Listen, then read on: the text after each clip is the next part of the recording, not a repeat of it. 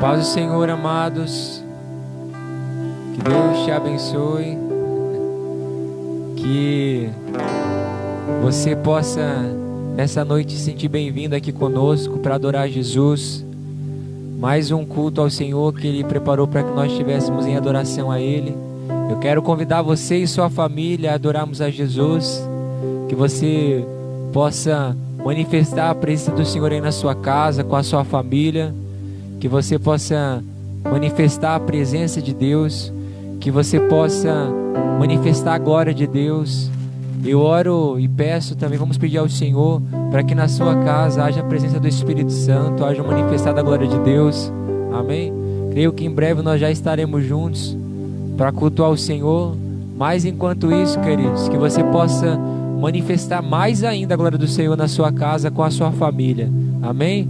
Vamos orar ao Senhor, dar graça por esse momento, dar graça pela bondade dEle, dar graça porque até aqui o Senhor tem nos sustentado, me sustentado você e sua família.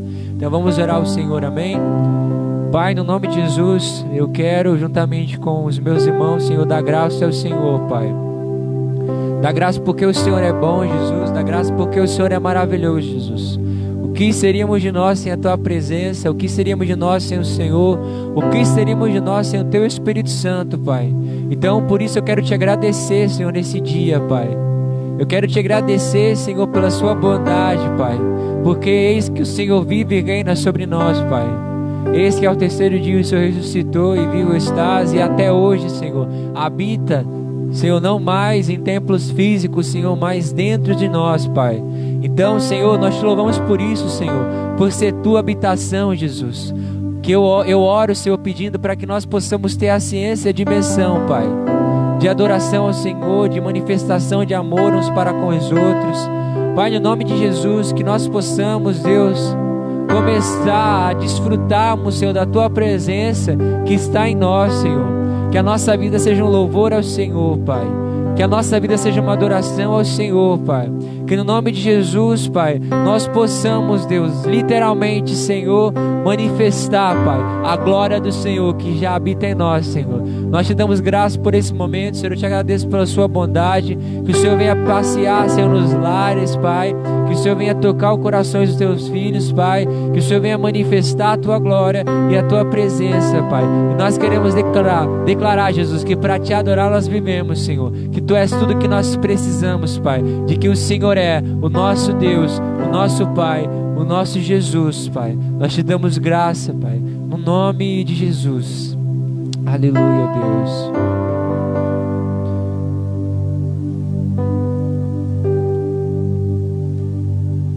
Só quero bendizer Teu nome.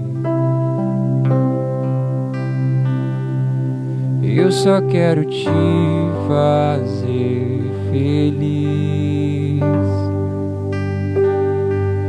e tocar Teu coração, Deus,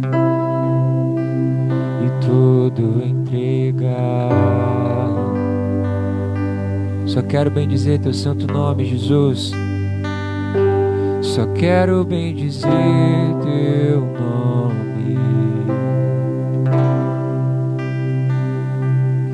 Eu só quero Te fazer feliz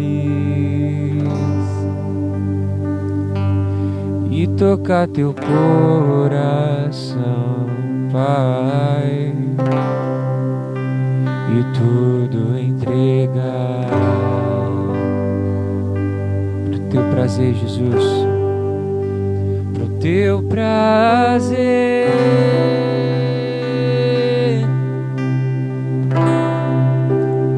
Tua vontade é que eu existo. Tu és digno.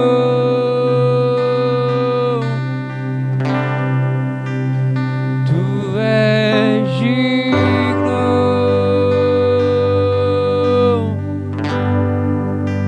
Pro Teu prazer.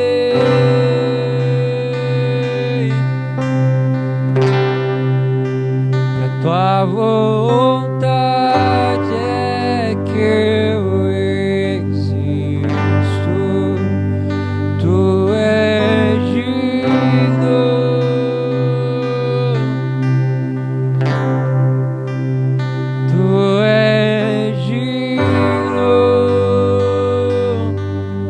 só quero, Jesus, só quero bendizer teu nome. Eu só quero te fazer feliz e tocar teu coração, Deus, e tudo entregar. Eu só quero bendizer teu nome, só quero bendizer teu nome. Eu só quero te fazer feliz e tocar teu coração, Deus, e tudo entregar.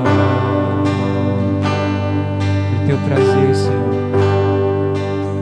pro teu prazer,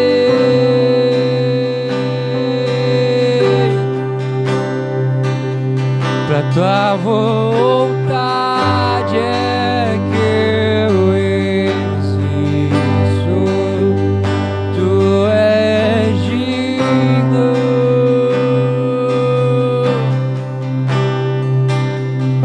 tu és digno,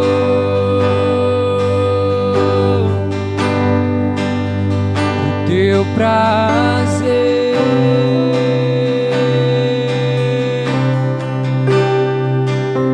pra tua vontade é que eu existo. Tu és digno, tu és Jesus digno,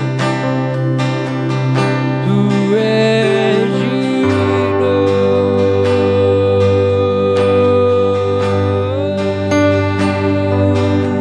Pra te adorar eu vivo, pra te adorar eu vivo só pra ti. Nós declaramos isso ao Senhor, Pai, que é pra te adorar que nós vivemos. Pra te adorar eu vivo, pra te adorar eu vivo só pra ti.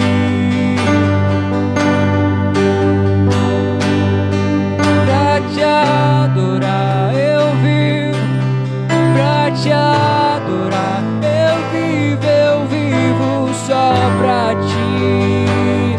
Pro teu louvor, pra te adorar eu vivo, pra te adorar eu vivo só pra ti. Só pra te adorar, Jesus, pra te adorar eu vivo, pra te adorar eu vivo só pra ti.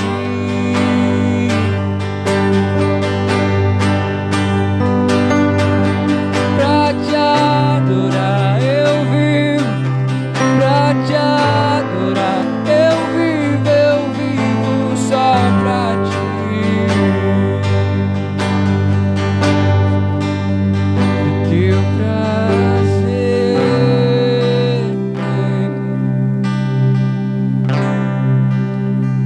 tua vontade é que eu existo. Tu és digno,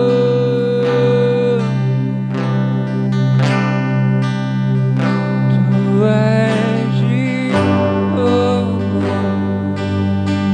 teu prazer, o teu prazer.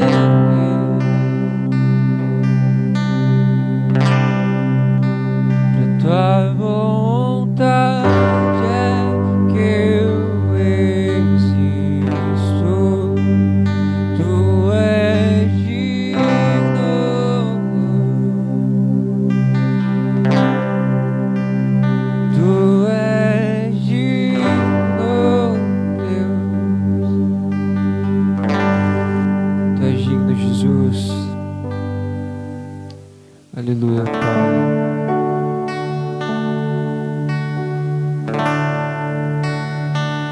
Tu és aquele que está sentado, Jesus, no trono de glória, Senhor, digno de receber todo louvor e toda adoração, Pai.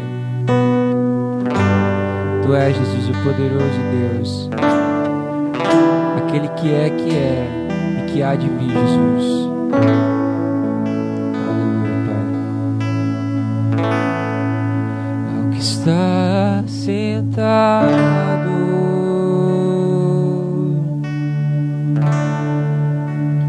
no trono,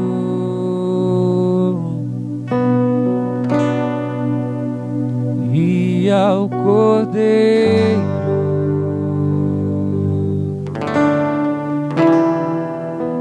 seja o louvor ao que está sentado, ao que está sentado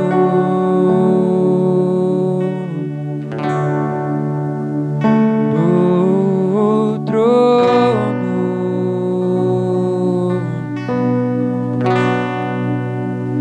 e ao Cordeiro Santo,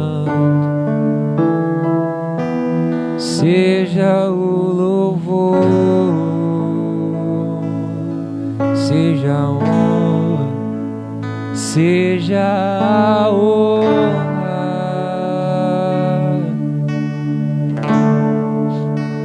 seja a glória,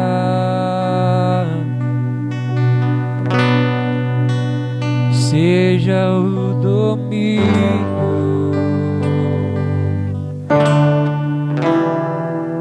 pelos séculos dos séculos, seja a honra, seja a honra,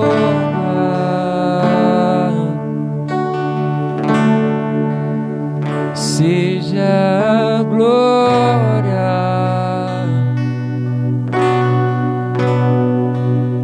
seja o domínio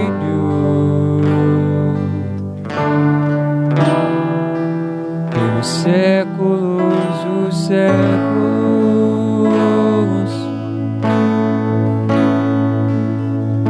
Poderoso Deus,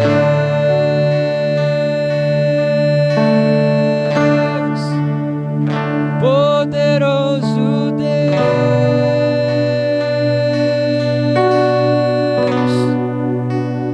poderoso Deus,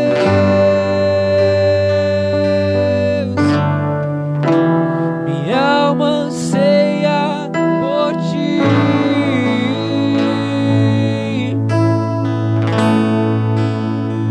poderoso Deus,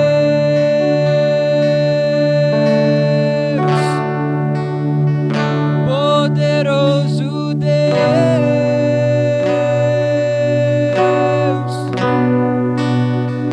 poderoso Deus,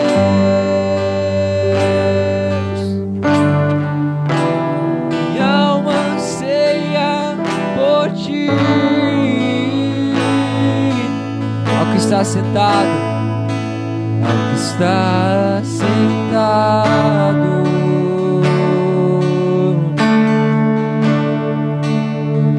no trono,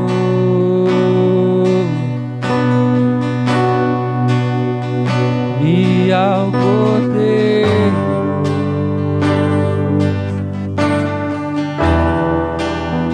seja o louvor ao que está sentado, ao que está sentado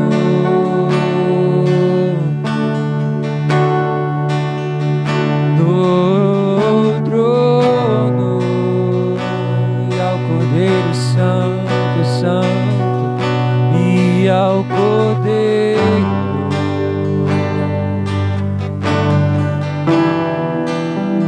seja o louvor, seja a honra, seja a honra,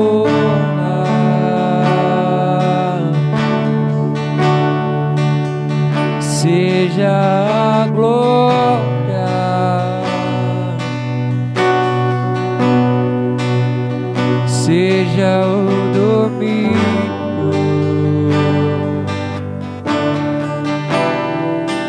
pelos séculos dos séculos,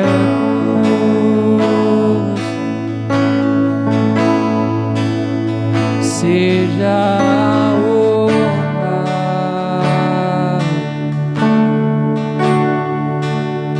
seja a glória,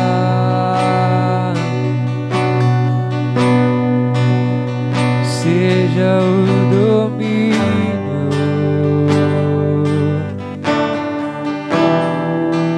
pelos séculos dos séculos.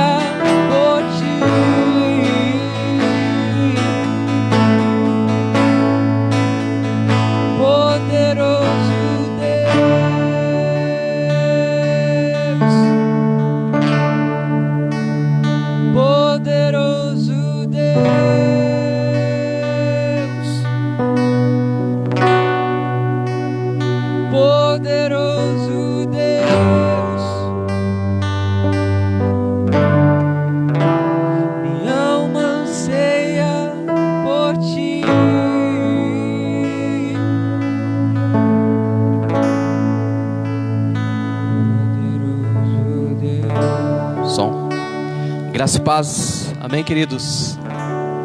Que a paz do Senhor, que excede todo entendimento, esteja sobre a sua casa, sobre o seu lar, sobre a sua família. Vamos declarar mais uma vez, poderoso Deus, que o poderoso Deus possa inundar toda a nossa casa, que o poderoso Deus possa inundar toda a nossa nação, jogando por terra toda a enfermidade, toda a praga, toda a doença.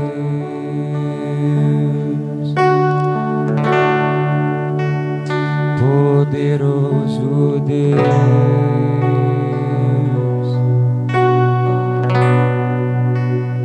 poderoso Deus,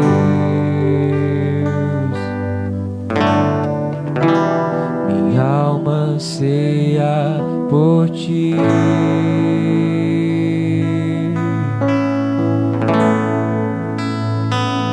Poderoso Deus,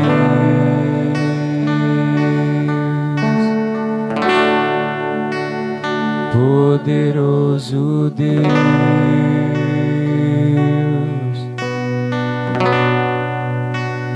poderoso Deus,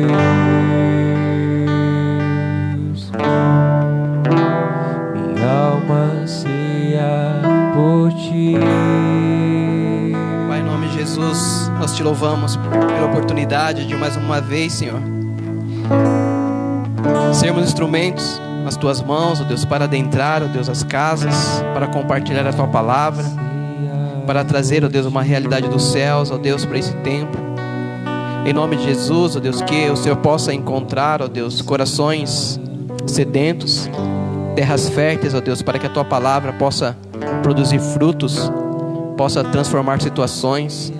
Pai, em nome de Jesus, ó Deus, eu declaro a cura do Senhor sobre as casas, onde houver enfermos, ó Pai, que o Senhor possa manifestar a tua cura, Senhor. Onde houver inquietação, que o Senhor possa manifestar a tua paz. Onde houver, ó Deus, tribulações, que o Senhor possa manifestar a tua tranquilidade, Pai. Nós declaramos, ó Pai, em nome de Jesus, ó Deus, a paz do Senhor sobre nós, sobre nossas casas, sobre nossas famílias, sobre nossos parentes, ó Pai. Em nome de Jesus, que possamos estar agora, a partir desse momento, totalmente conectados àquilo que o Senhor tem, Senhor, para ministrar nossos corações, Pai. Em nome de Jesus. Amém. Amém, queridos. Mais uma vez eu quero agradecer você. Obrigado por nos permitir entrar na sua casa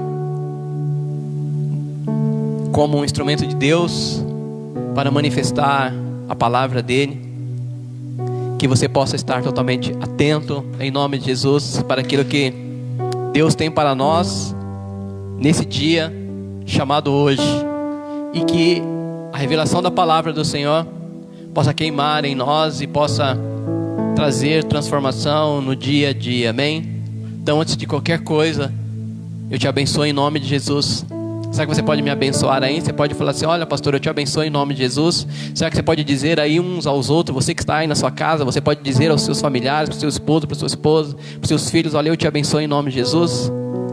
Eu te abençoo, então me abençoe também em nome de Jesus. Quero registrar aqui, né, hoje nós estamos aqui com a equipe, né, estamos aqui com o Jefferson, que está sempre aqui colaborando na equipe técnica dos bastidores. É o Jefferson, e alguma coisa dá errada, é o Jefferson. Amém? Também nós estamos aqui com a equipe do louvor, né, com o Luan, com o Eric, o profeta Eric. E eu quero registrar também aqui a presença do diácono Cláudio. O diácono Cláudio hoje nos honra com a sua presença, e o pastor Alessandro também está aqui conosco. Amém?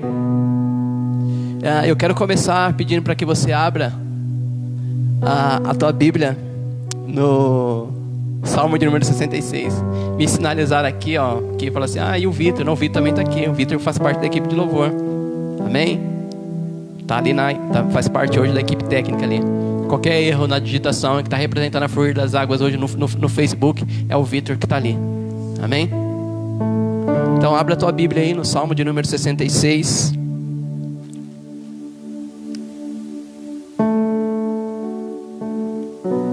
O tema da nossa mensagem hoje, que Deus colocou no meu coração, é que a crise expõe o nosso caráter. Salmo de número 66 diz assim: aclamem a Deus todas as terras, cantem louvores à glória do seu nome, deem glória ao seu louvor.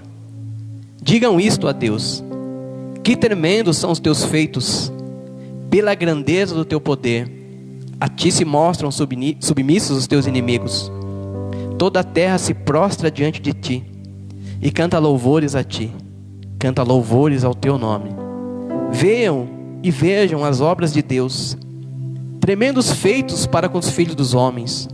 Transformou o mar em terra seca, eles atravessaram o rio a pé, ali nos alegramos nele. Ele, em seu poder, governa eternamente.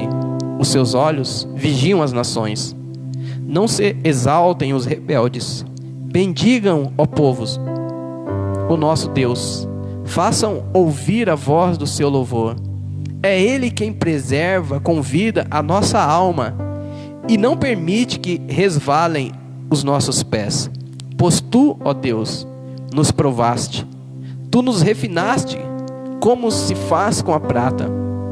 Tu nos deixaste cair na armadilha, puseste uma pesada carga nas nossas costas, fizeste com que os nossos inimigos cavalgassem sobre a nossa cabeça. Passamos pelo fogo e pela água, porém, ao final, nos trouxe para um lugar de descanso. Algumas traduções vai dizer para um lugar de refrigério. Outras traduções vai dizer para um lugar espaçoso. Mas eu gosto muito desse salmo, principalmente a partir do versículo 10, do 10 ao 12. Só que o salmista, ele cita aqui algo que nós hoje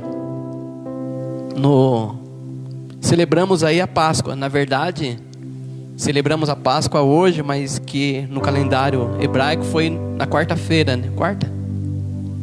Dia 8. Foi no dia 8. Mas esse texto ele fala assim: olha, que O versículo 6 fala: transformou o mar em terra seca, eles atravessaram o rio a pé, ali nos alegramos nele.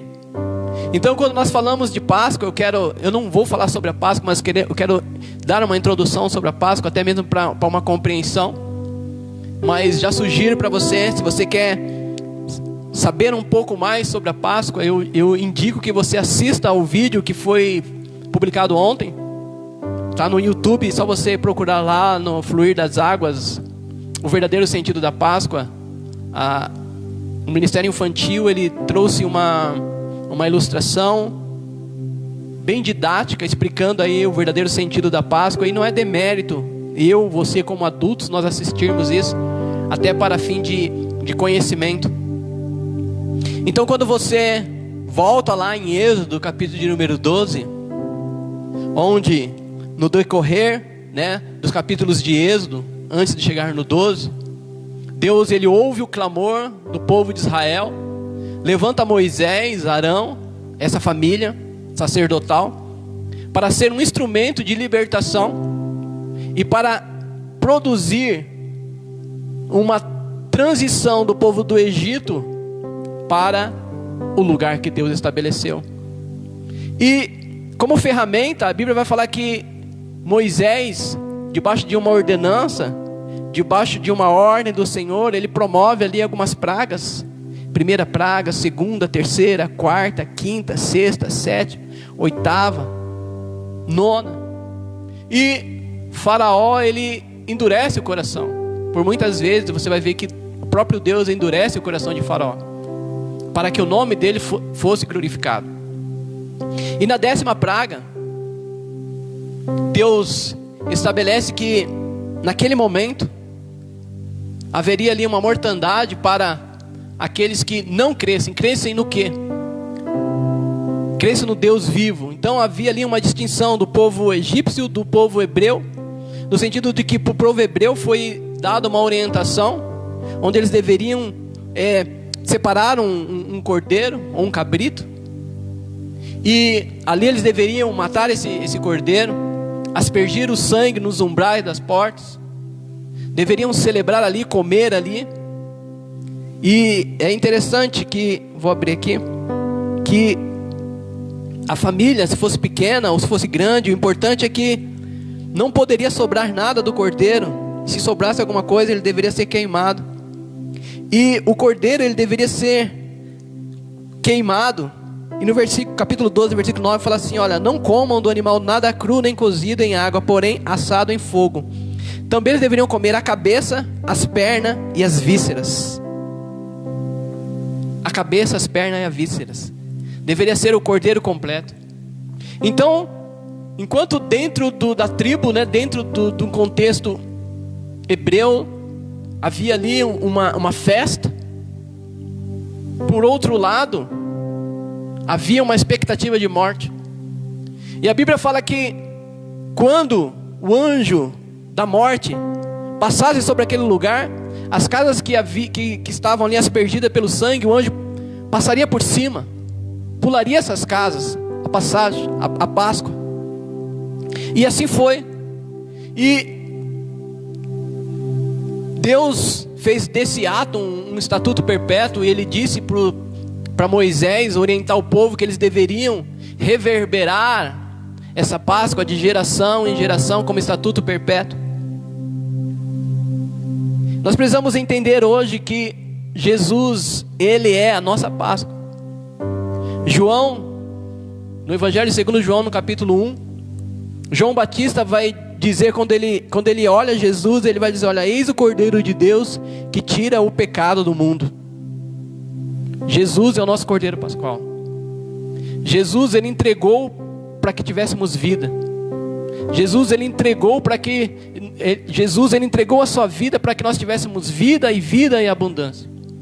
Jesus se entregou por nós como o verdadeiro Cordeiro, para que a morte não nos alcançasse.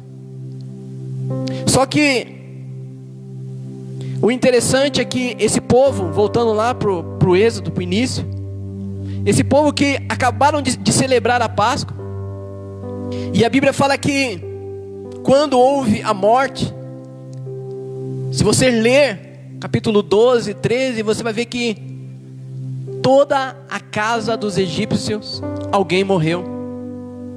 E eles despediram os hebreus com pressa, e a palavra do Senhor diz que eles entregaram as suas riquezas, para que os hebreus saíssem daquela terra, do Egito, rapidamente. E assim eles fizeram. Os pães não deu tempo nem de assar, nem de fermentar.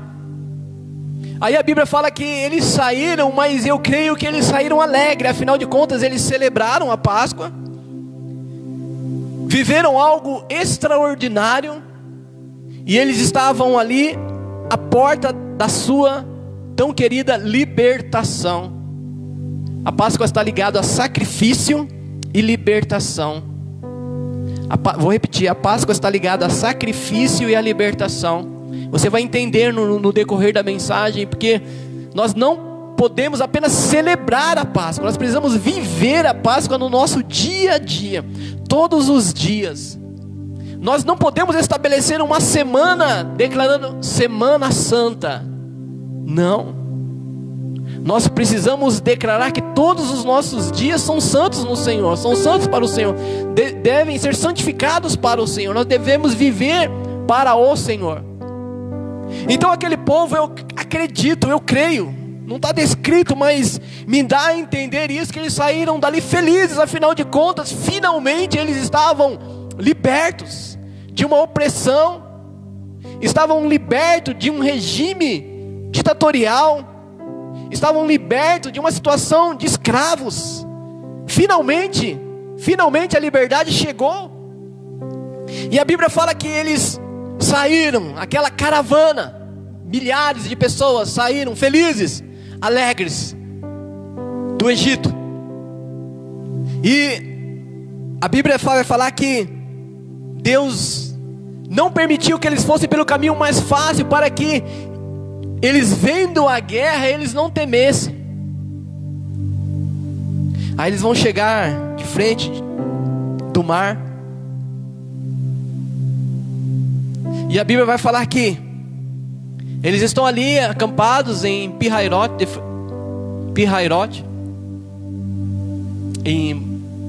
deixa eu achar aqui. Estamos aí no capítulo 14 para você entender.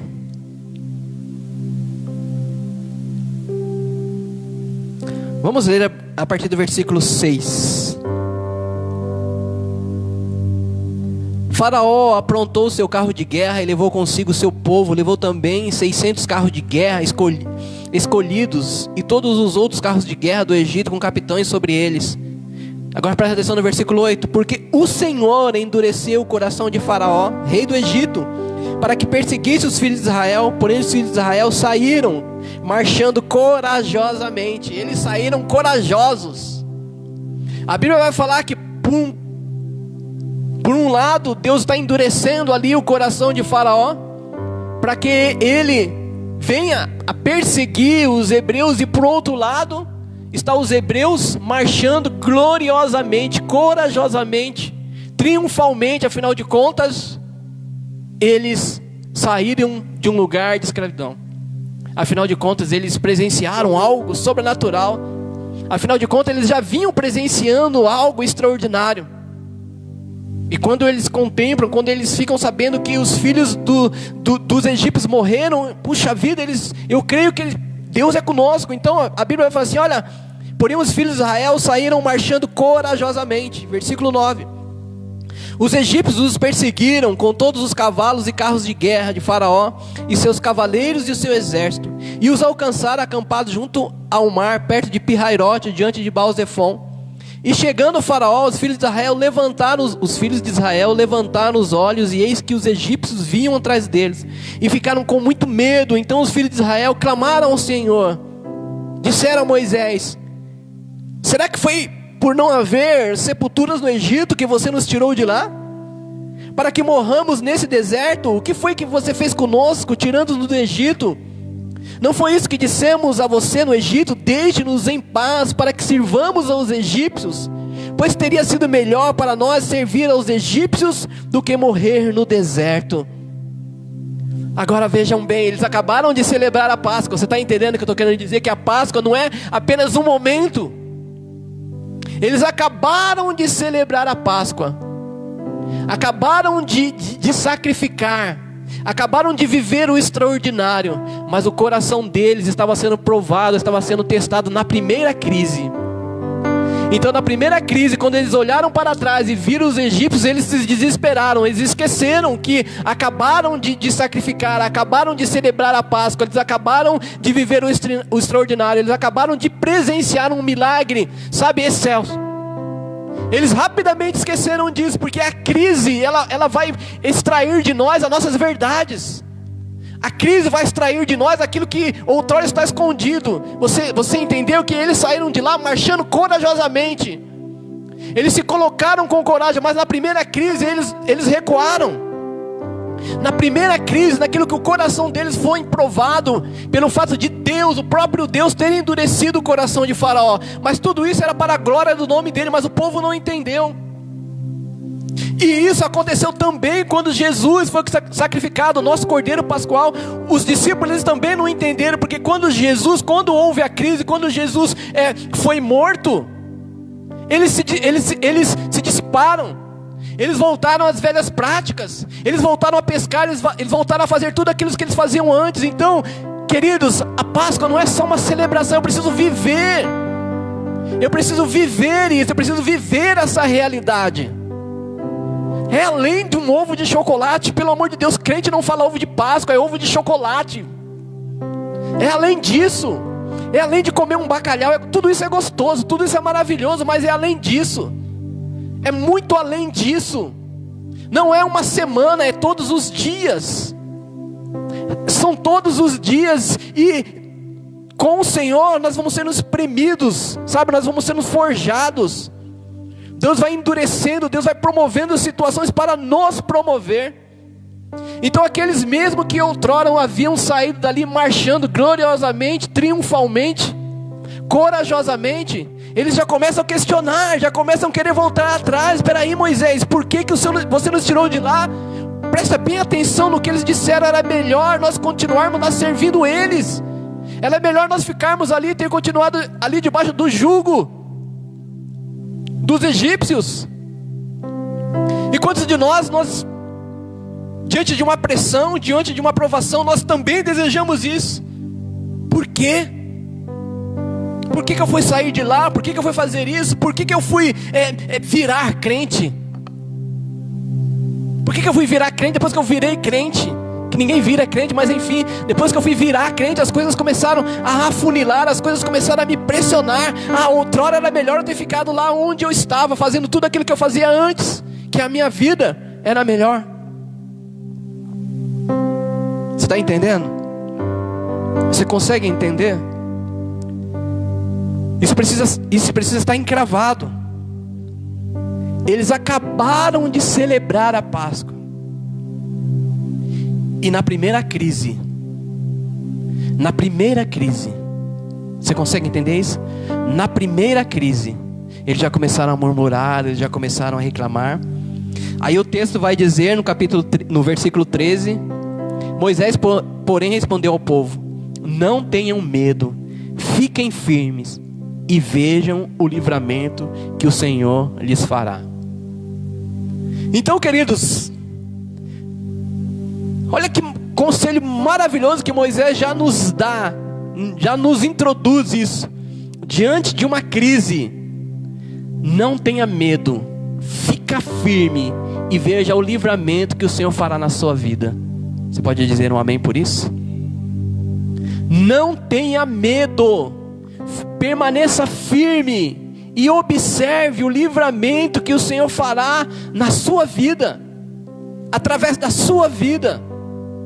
Isso é tremendo. Isso é tremendo. Moisés estava ali trazendo ali uma injeção de ânimo para um povo que havia acabado de celebrar a Páscoa, para um povo que havia ali acabado de sacrificar, de aspergir o sangue nos umbrais, de ver a libertação, de ver o favor de Deus.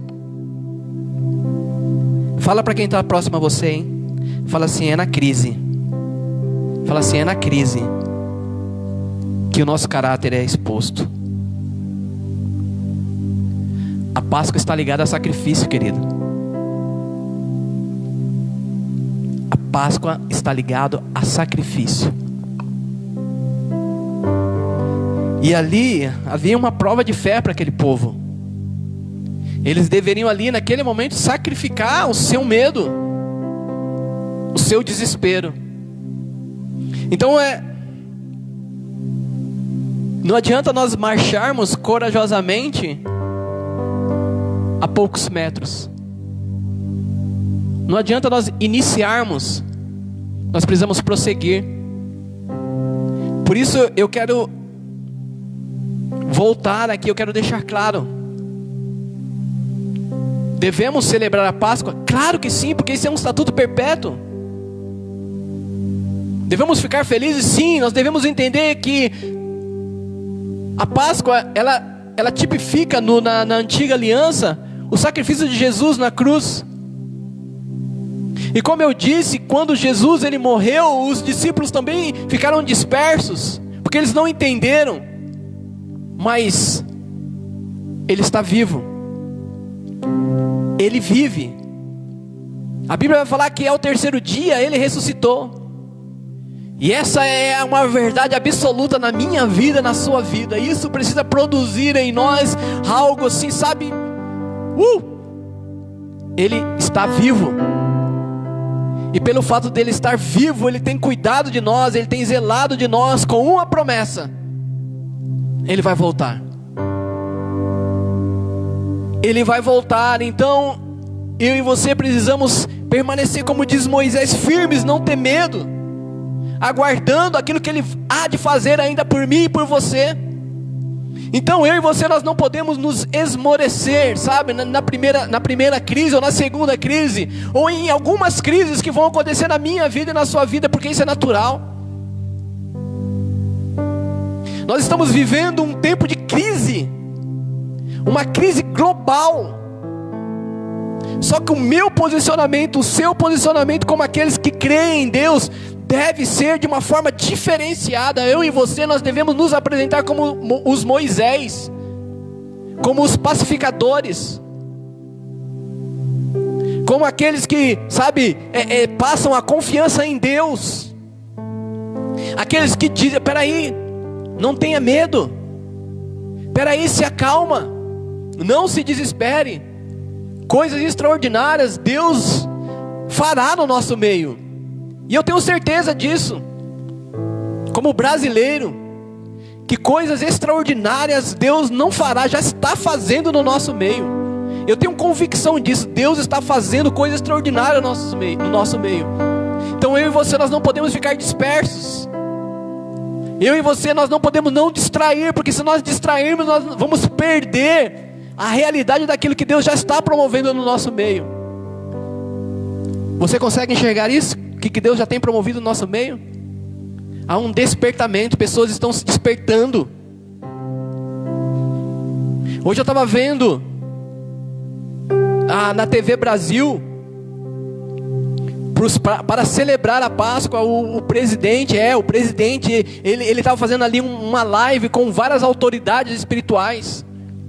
Isso é uma coisa inédita no Brasil. Isso é uma coisa inédita. Então eu e você precisamos parar de olhar só e valorizar a crise, mas precisamos olhar o que está fluindo dentro desta crise. Nós precisamos parar de potencializar a crise e começar: peraí, o que Deus está produzindo nesta crise? O que está florescendo nessa crise? Se você começar a parar de olhar de forma natural, você vai ver que grandes coisas têm acontecido no nosso meio. E muitas, ou melhores, ou maiores, ainda virão. Então o meu desafio, o seu desafio, pelo amor de Deus, sai do natural. Sai do natural e começa a olhar as coisas com uma outra ótica. Para de valorizar, de potencializar o ruim, o Egito. Comece a valorizar Deus, a terra prometida. Porque o texto que nós lemos no Salmo de número 66, ele nos diz isso, que ele nos provará. Pois tu, ó Deus, nos provaste, tu nos refinaste, como se faz com a prata.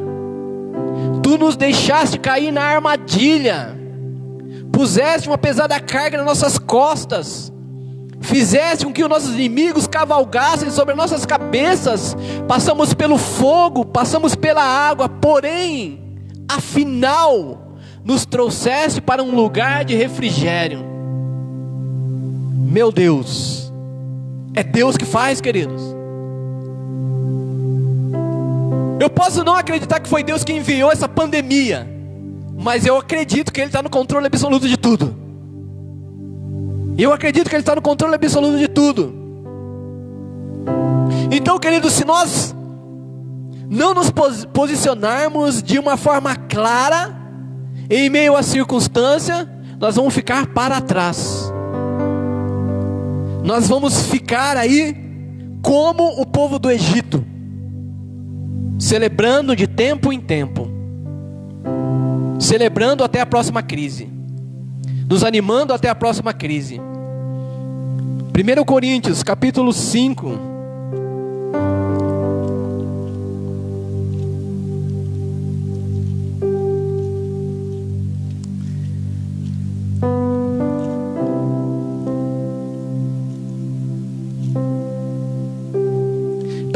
Coríntios capítulo 5,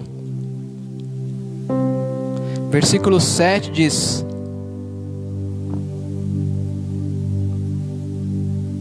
joguem fora o velho fermento, para que vocês sejam nova massa, como de fato já são, sem fermento.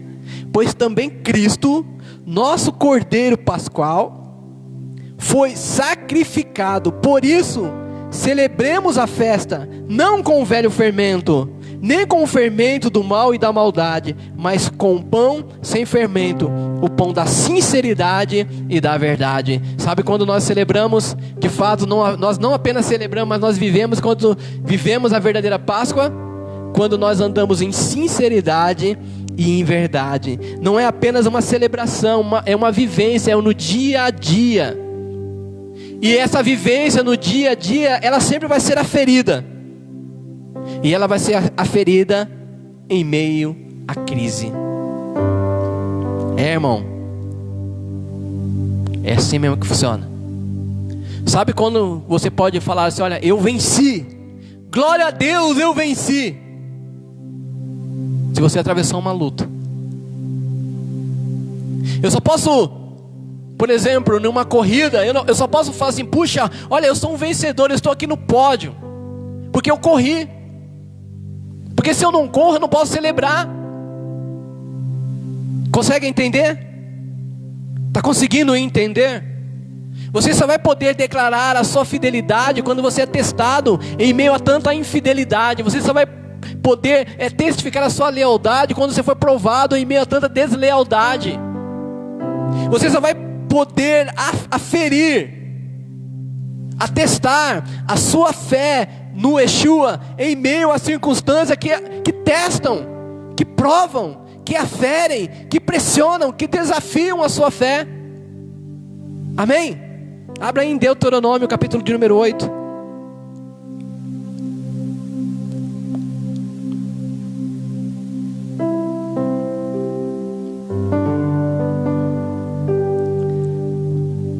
Você está aí? Você pode dar um glória a Deus? Deuteronômio capítulo de número 8. Eu preciso que você interaja comigo. Eu preciso que você compartilhe. Eu preciso que você fale o que Deus está fazendo na sua vida. Pode falar aí: olha, eu tô atravessando uma crise, mas eu estou passando pela prova, cantando, declarando glória a Deus, glória a Deus e glória a Deus. Deuteronômio capítulo 8, verso de número 2. Você não sabe, querido, mas tem acontecido coisas extraordinárias através desses cultos online. Você pode falar assim: olha, Deus é bom. Deus é bom. Irmãos, no meio da crise, Luan continuou praticando, minha filha vai ser mãe. Ô glória, parabéns filhinha. Na crise nós também Ô Jesus. Deuteronômio capítulo de número 8, versículo 2. Lembre-se de todo o caminho pelo qual o Senhor, seu Deus, o guiou no deserto durante esses 40 anos. Agora preste atenção. Para humilhar vocês, para pôr vocês à prova, para saber o que estava no coração de vocês, para ver se guardariam ou não os seus mandamentos. Meu Deus. Então olha, vou ler de novo. Deus o guiou durante esses 40 anos no deserto para humilhar, para pôr à prova, para saber o que estava no coração, nas entranhas, no secreto de cada um.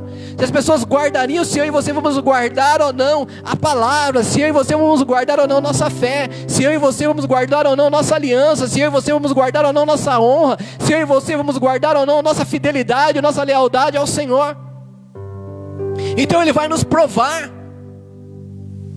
Então é Deus, irmãos, não é o demônio, não é o Satanás, não, é Deus que vai nos provar para extrair as verdades dos nossos corações. Ei, você está disposto para isso? Você está disposto a isso? Porque isso precisa ser para aqueles como Josué, corajosos.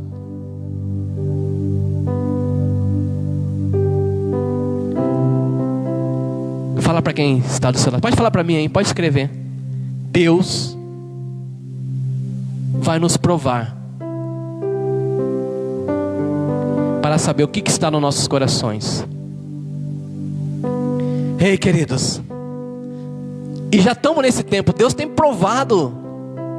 Ah, pastor, mas como é que você pode saber? Porque a Bíblia fala que a árvore é avaliada pelos frutos. Então pelos frutos que você tem gerado, é aquilo que tem extraído, é aquilo que tem saído do seu coração no tempo da crise. Nós estamos atravessando um período de crise.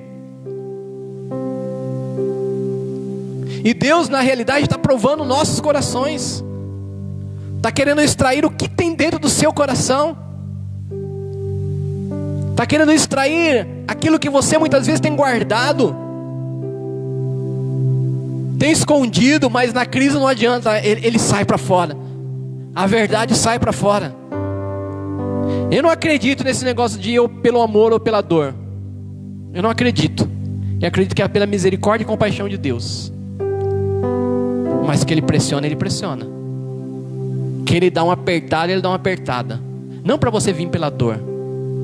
Eu não penso assim. Mas para extrair qual é a verdade que está no seu coração.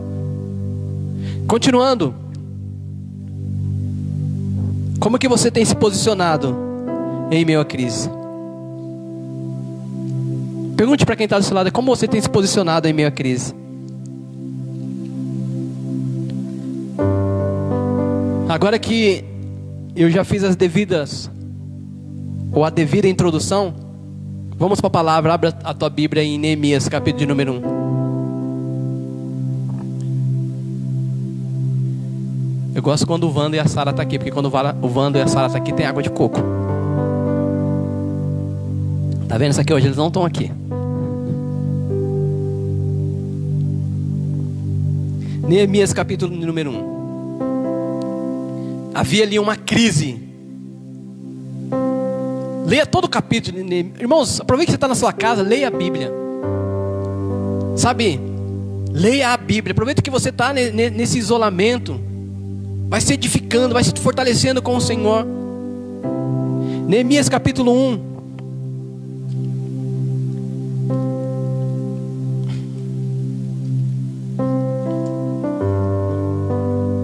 Vamos ler. Palavras de Neemias, filho de Acalias, no mês de Quisleu, no 20º ano, quando eu estava na cidadela de Suzã, veio Anani, um dos meus irmãos, com alguns homens de Judá. Então lhes perguntei a respeito dos judeus que escaparam e que sobreviveram ao exílio, e a respeito de Jerusalém. E eles me responderam: os restantes, os que sobreviveram ao exílio e se encontram lá na província, estão em grande miséria e humilhação. As muralhas de Jerusalém continuam em ruínas e os seus portões foram destruídos pelo fogo. Quando ouvi essas palavras, eu me sentei, chorei e lamentei por alguns dias. Fiquei jejuando e orando diante do Deus dos céus. Eu disse: Ah, Senhor, Deus dos céus, Deus grande e temível, que guardas a aliança e a misericórdia para com aqueles que te amam e guardam os teus mandamentos. Estejam atentos os teus ouvidos e os seus olhos abertos, para que atendas a oração do teu servo, que hoje faço diante de ti, dia e noite, pelos filhos de Israel, teu servo. Faço confissão dos pecados dos filhos de Israel, os quais temos cometido contra ti. Eu e a casa do meu pai pecamos. Versículo 7. Temos procedido de forma totalmente corrupta contra ti, e não guardamos os mandamentos, nem os estatutos, nem os juízos que ordenaste a Moisés, teu servo. Lembra-te da palavra que ordenastes a Moisés, teu servo, dizendo: se vocês forem infiéis, eu os espalharei entre os povos. Mas se vocês se converterem a mim e guardarem os meus mandamentos e os cumprirem, então, ainda que os seus desterrados estejam nos lugares mais distantes da terra, de lá os ajuntarei e os trarei para o lugar que escolhi para fazer habitar o teu nome. Esses ainda são os teus servos e o teu povo que resgatastes com o teu grande poder e com a tua mão poderosa. Ah, Senhor, estejam atentos teus ouvidos à oração do teu servo e à oração dos teus servos que se agradam de temer ao teu nome. Faze com que o teu servo seja bem sucedido e encontre misericórdia diante desse homem. Nesse tempo eu era copeiro do rei. Amém? Havia uma situação de crise, de miséria, de escassez, de opróbrio. E a Bíblia fala que Neemias, ele estava numa posição muito confortável. Neemias, ele estava numa posição muito confortável. Ele estava no palácio. Ele estava servindo ao rei. Ele estava ali no meio da elite. Mas Neemias, ele se preocupava com a crise. Neemias, ele perguntou. Ele se interessou. E quando ele soube daquela situação, quando ele soube daquela crise, a Bíblia vai falar que ele jejuou, ele orou, ele, se arrependeu, ele pediu perdão, ele pediu direção de Deus e ele agiu. Só que eu gosto muito desse texto, porque eu fico imaginando que quando Neemias ele ficou sabendo daquela situação, ele rapidamente foi movido por Deus. Enquanto do outro lado, olha, presta atenção, Neemias ele ficou sabendo da situação. Enquanto do outro lado havia pessoas que estavam vivendo na situação, vivendo em meio aos escombros, vivendo em meio à miséria, mas essas pessoas estavam meio que conformadas. Essas pessoas estavam meio que consoladas. Tem pessoas, queridos, que em meio à crise, elas se conformam, elas se acomodam, elas entendem que a crise, que aquela situação está condicionada, faz parte do seu viver. Aí Deus precisa levantar Neemias, homens que não se acomodam, homens que oram, homens e mulheres que oram, que jejuam, que pedem a direção de Deus, mas que entende, peraí, há uma crise, eu preciso me posicionar, eu preciso fazer alguma coisa, eu preciso sair do lugar, eu preciso sair da minha zona de conforto. Querido, se a crise não te tira da zona de conforto, pode ter uma certeza, você vai morrer na crise. A crise precisa nos tirar da zona de conforto. Neemias ele estava confortável, ele estava aquém daquela situação, mas quando ele ficou sabendo, gerou algo dentro dele, gerou uma inquietação, gerou uma indignação. Então em meio à crise, queridos, nós não podemos de forma alguma nos acomodar, achar que tudo é natural. Isso é tudo natural, isso acontece. Vai morrer milhares, não vai morrer milhares, vamos ficar aí isolados 40 dias, 80 dias, um mês. Para! Eu vi na CBN que nos Estados Unidos o ano letivo já está encerrado. Peraí, mas nós estamos em abril. Então eles já se acomodaram com a situação, queridos. Eu não estou dizendo que nós devemos ficar aquém da situação. Eu não estou dizendo aqui que nós não devemos nos preocupar, mas eu estou falando que nós devemos reagir. E como que o crente reage?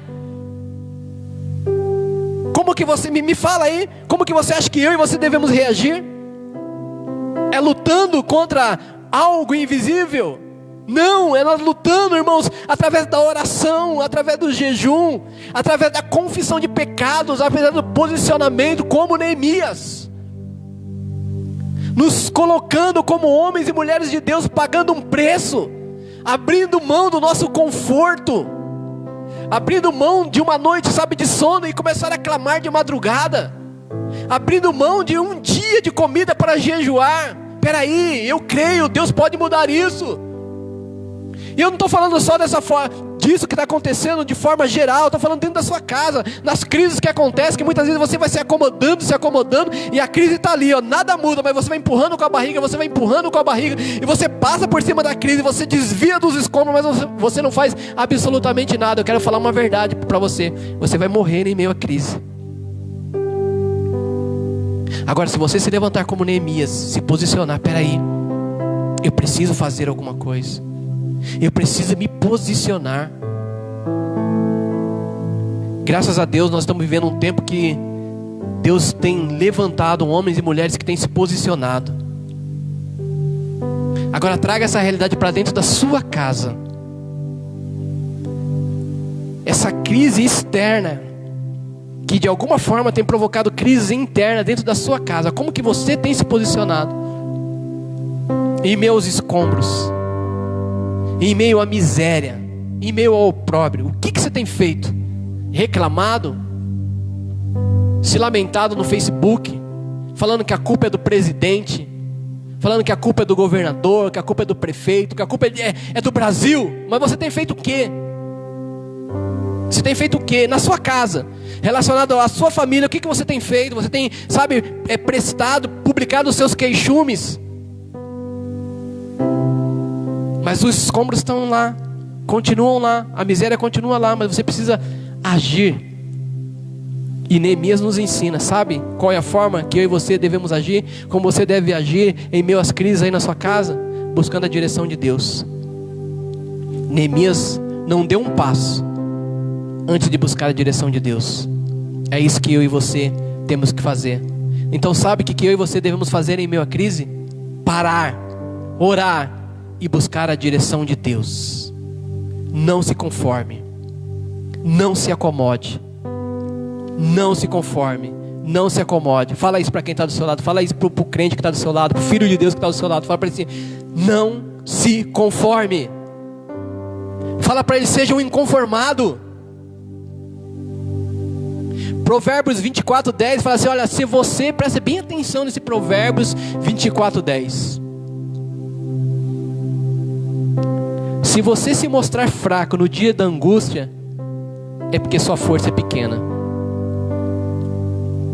Vou ler de novo. Provérbios 24:10. Se você se mostra fraco no dia da angústia, é porque a sua força é pequena. E eu tenho para mim que quem serve a Deus não pode se enquadrar naquele que tem uma força pequena. Não pode se enquadrar isso. Se você serve a Deus, você tem que se mostrar forte no dia da angústia. Você tem que se mostrar forte quando você for pressionado. Posso ouvir um amém? Porque a crise, queridos, ela vai te desafiar a se posicionar. A crise nos faz sair de cima do muro. A Bíblia vai falar em Êxodo capítulo 32, você conhece essa história, eu também gosto demais dessa história. Lá do bezerro de ouro, onde Moisés está ali no monte, no particular com o pai, recebendo ali as orientações, as leis, estabelecendo ali, né, o decálogo. Aí a Bíblia vai falar que quando ele desce, o povo está em meio à crise. O povo está em crise. E Arão, que era para trazer ali o governo, para ser ali o apaziguador, que é para manter a ordem, Arão, ele se deixa ser levado pela crise. Cuidado para você não ser levado pela crise. Quantos têm sido levados pela crise, queridos? Arão, ele se deixou ser levado pela crise. A crise sugou Arão. Arão nem estabeleceu resistências. A crise sugou Arão e eles promoveram ali, construíram ali um bezerro de ouro. E quando Deus falou para Moisés, olha, desce, porque aquele povo, em meio à crise, aquele povo já está todo perdido, já se perdeu. Aí abra em Êxodo 32, no versículo 25.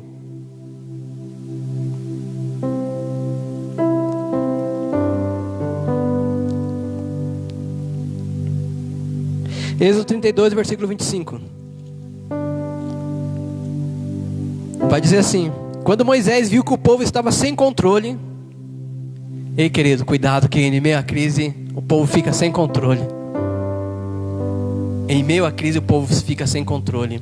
Quando Moisés viu que o povo estava sem controle, pois Arão tinha deixado-a solta para a vergonha no meio de seus inimigos, pôs-se em pé à entrada do arraial e disse: quem é do Senhor, vem até mim. Então se juntaram a ele todos os filhos de Levi, pois Moisés tinha dito: consagre-se hoje ao Senhor cada um contra o seu filho e contra o seu irmão, para que hoje Deus lhe conceda uma bênção. Moisés, ele desceu e disse: olha, quem é do Senhor, vem aqui comigo.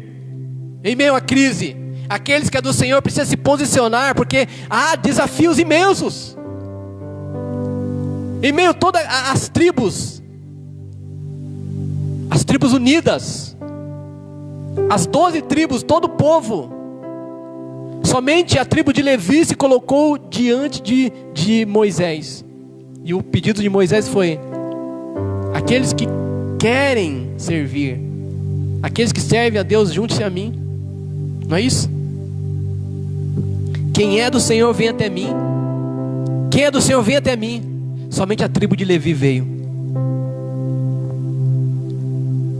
A crise, ela vai de fato extrair quem de fato é do Senhor e quem de fato diz que é do Senhor. Porque dizer que é do Senhor e ser do Senhor de verdade, existe uma grande diferença. O próprio Jesus diz isso. Nem todos aqueles que dizem Senhor, Senhor. Entende?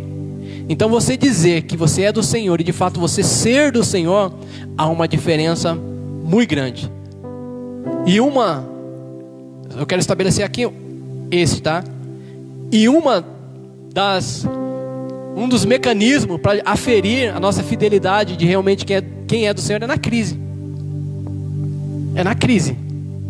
A tribo de Levi veio, e a tribo de Levi foi desafiada a fazer algo, matar, tirar a vida dos seus irmãos. Queridos, eu e você precisamos prestar atenção. Em meio à crise, Deus vai nos desafiar a fazer coisas que nós não queremos. Eu vou dizer mais uma vez, como Neemias, diante da crise, Deus vai tirar você da zona de conforto. Deus vai te tirar você da zona de conforto. Se você realmente é do Senhor, vamos fazer um teste aqui. Se você é do Senhor, fala assim: eu sou do Senhor. E se você escrever aí: eu sou do Senhor, eu estou profetizando sobre a sua vida. Deus vai colocar você em desafios que, meu Deus, é para fazer isso mesmo? Se você é do Senhor, você vai fazer. Moisés, quando ele desceu, falou assim: peraí, quem é do Senhor, vem até mim. E de tantos, eu não posso aqui estabelecer uma estatística, mas eu posso falar desta forma: de tantos, poucos se posicionaram. Porque em meio à crise, são poucos que se posicionam de verdade. Graças a Deus que eu e você somos daqueles que se posicionam de verdade. Posso ouvir um amém? É na crise que você é desafiado a tomar uma posição. Nas últimas ministrações daqui, tanto de terça como de quinta, foi falado da parábola da semeadura que Jesus conta em Lucas. E no versículo 13 fala assim: ó, os que estão sobre a pedra são os que, ouvindo a palavra, a recebem com alegria. Estes não têm raiz, creem apenas por algum tempo, e na hora da provação se desviam. Se na hora da provação, se na hora da crise, você se desvia, sai do foco, sabe por que é? Porque você não tem raiz. Quem tem raiz prevalece. Se qualquer, irmãos, vento qualquer crise, tira você do seu lugar de fé, tira você do seu lugar de esperança, é porque você é um crente circunstancial. E crente circunstancial é aquele que não é frio nem quente. E sabe o que acontece com esses? Está lá em Apocalipse capítulo 3, versículo 16. Deus vai vomitar. Esse é o crente circunstancial. É um crente que não tem raiz. É um crente que em meio à crise ele se desvia. É um crente que em meio à crise ele se desespera. Ele sai atropelando as coisas, sai trocando, sabe, os pés pelas mãos, sai falando o que não deve, fazendo o que não deve.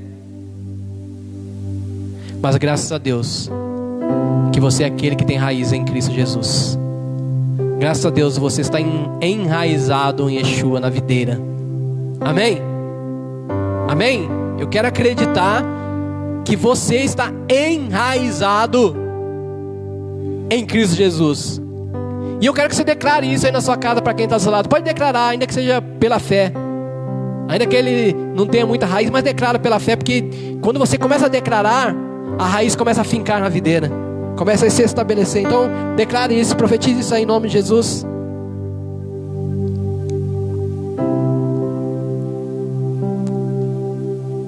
A crise é tempo de nós dar ou trazer uma ressignificação para algumas coisas. A igreja está sendo ressignificada, a igreja está mudando a sua estrutura por conta de uma crise. A igreja está mudou a sua liturgia por conta de uma crise.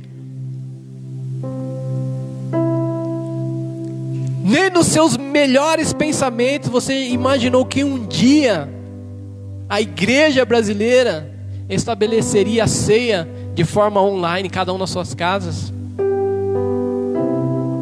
Quando isso? A crise, ela nos desafia a produzirmos mudança. E eu acho que isso é bem ilustrado em Joel. Abra em Joel. Joel, capítulo número 3.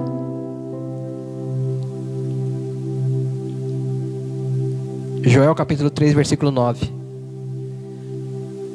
Quantos estão entendendo? Se você estiver entendendo, irmão, porque de repente puxa vida, eu estou aqui, vou te contar um segredo.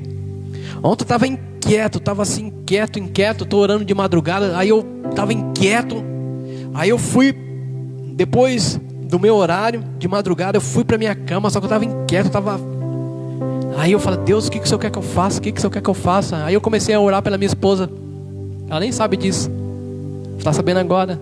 Eu fiquei orando por você de madrugada. Aí depois eu levantei, fui na porta do quarto da minha filha, comecei a orar. Eu comecei a orar pelo Paulo, pelo meu filho. Eu falei, Deus, que essa agitação no meu espírito? Por que o meu espírito está agitado desse jeito? Qual é a verdade que o Senhor está querendo trazer? Ou o que é que eu não estou conseguindo captar? O que é que eu não estou conseguindo estar alinhado com o Senhor para compreender? E Deus falou para mim assim, que na verdade era para me ficar tranquilo, porque em meio à crise eu estava me adaptando às mudanças, quebrando algumas resistências, porque mudança é quebrar algumas resistências. Mudar é quebrar algumas estruturas. Você abriu em Joel capítulo 3, versículo 9.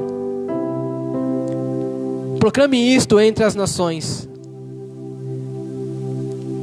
Declarem guerra santa e convoquem os valentes. Que todos os homens de guerra se apresentem e se preparam. Versículo 10.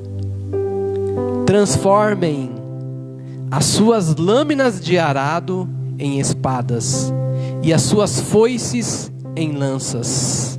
Que o fraco diga, eu sou forte. Todos vocês, povos vizinhos, apressem e venham depressa e reúnam-se ali.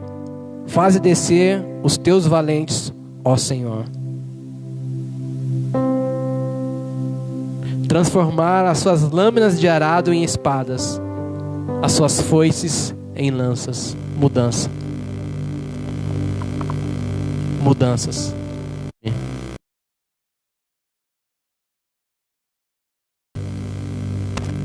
Qual é a transformação que Deus está querendo promover na sua vida em meio à crise? Consegue captar isso? Você consegue entender isso? Esse texto de Joel, havia uma necessidade de mudança. Eles deveriam mudar as suas ferramentas de trabalho para armas de guerra. Mudar as suas armas de trabalho para armas de guerra. Deus está querendo que você mude algumas coisas. Deus está querendo que você transforme algumas coisas. Você está preparado? Você está preparado? Eu quero que agora você pare um minuto, só você mesmo e Deus, e pense um pouco. Em meio a essa crise, o que Deus quer que eu mude? Em meio a tudo isso que está acontecendo, qual é a mudança que o Senhor espera de mim e não dos outros? Qual o posicionamento que o Senhor espera de mim e não do terceiro, e não da minha esposa, e não dos meus filhos, e não do meu pastor, e não do presidente, e não de nenhum tipo de liderança? Qual é a mudança que o Senhor quer fazer em mim? Você consegue ouvir a voz do Senhor? Porque é tão interessante que eu consigo ouvir muito bem a voz do Senhor quando é por Luan trazer uma mudança. Aí eu sou um profeta, eu me levanto como profeta. Deus está falando que você precisa mudar sim, Luan, que você está desse jeito. Mas quando é para produzir mudança em mim, parece que Deus não fala, né? Tem essa impressão que parece que Deus não fala, mas Ele fala. Então nesse tempo de crise, Deus não quer mudar o Luan, mas de uma forma individual. Mas primeiramente Deus quer trazer uma transformação em mim. Então eu quero perguntar para você. Aqui nesse texto de Joel está falando que tinha que transformar as lanças, né, o arado em espadas, as foices em lanças. Eram coisas físicas que precisavam ser ressignificadas, que precisavam ser transformadas, que precisavam dar um novo sentido. Mas eu estou falando de coisas interiores.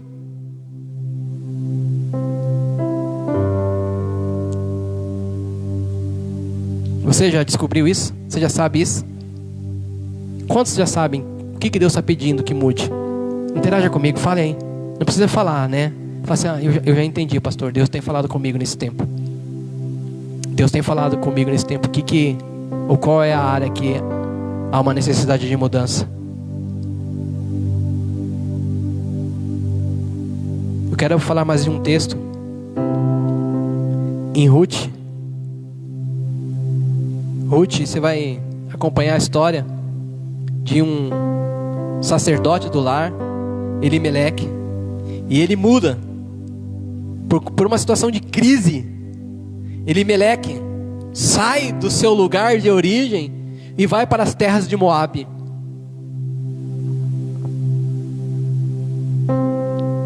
E ali ele morre, os seus filhos morrem, porque numa situação de crise, Elimeleque, ele não teve a sensibilidade de parar para ouvir a voz de Deus e perguntar: Senhor, o que eu devo fazer? Elimeleque, num desespero, a coisa começou a apertar, a coisa começou a funilar, ele já mudou. Vamos ler para você entender? Abra aí, Ruth capítulo de número 1.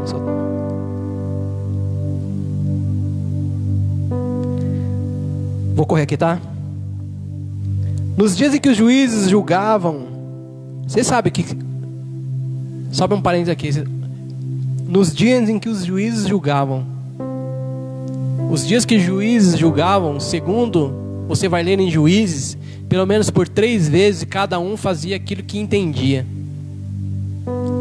Então nos dias em que os juízes julgavam, nos dias que cada um fazia aquilo que entendiam, houve fome na terra de Israel, e o homem de Belém de Judá foi morar por algum tempo na terra de Moabe com a sua mulher e seus 2 filhos. Este homem se chamava Elimeleque e sua mulher se chamava Noemi. Os filhos se chamavam Malom e Quilom. Eram efrateus de Belém de Judá. Foram à terra de Moabe e ficaram ali. Algum tempo depois, Elimeleque, o marido de Noemi, morreu e ela ficou sozinha com os 2 filhos. Estes casaram com mulheres moabitas. O nome de uma delas era Orfa e o nome de outra era Ruth. E ficaram ali quase 10 anos. Depois morreram também Malom e Quilion, os 2 filhos de Noemi. E assim ela ficou sozinha, sem os 2 filhos e sem um marido. Então Noemi voltou à terra de Moabe com as suas noras, porque ainda em Moabe ouviu que o Senhor havia se lembrado do seu povo, dando-lhe alimento.